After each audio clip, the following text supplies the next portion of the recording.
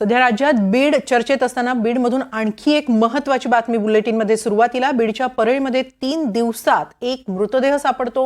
परळीमध्ये वर्षभरात असे 109 मृतदेह सापडत असल्याची धक्कादायक माहिती समोर आली आहे। 102 मृतदेहांची ओळख पटवण्यात यश आलेलं आहे।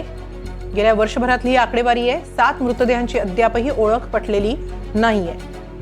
याबाबत अधिक माहिती घेऊया आमचे प्रतिनिधी मोहसिन शेख यांच्याकडून। मोहसिन, आधीच बीडची चर्चा राज्यात जोरदार सुरू आहे आणि त्यातच बीडची धक्कादायक आकडेवारी आहे, काय अधिक माहिती? हेमाली, बीडची चर्चा सुरू आहे, मात्र त्यात परळीची अधिक चर्चा सुरू आहे आणि त्यातच अशी ही धक्कादायक आकडेवारी समोर आल्याने वेगवेगळे आता प्रश्नचिन्ह उपस्थित आहे।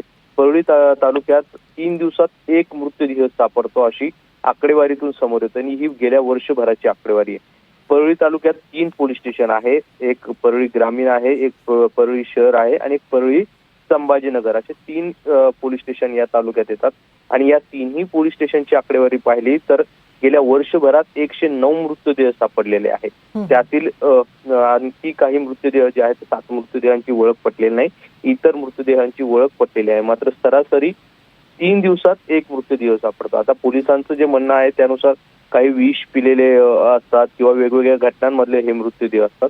मात्र ही जी सगळी एकंदरीत आकडेवारी आहे ती मात्र धक्कादायक आहे। ही फक्त परळीची आकडेवारी आहे आणि बीडची आकडेवारी काय असेल हे अजून तरी समोर आलेलं नाही। मात्र ज्या पद्धतीने परळीची चर्चा होते त्यानुसार ही जी आकडेवारी आहे दर 3 दिवसाला एक मृतदेह सापडणे हे गंभीर आहे आणि तब्बल 109 मृतदेह हे गेल्या वर्षभरात सापडले आहेत।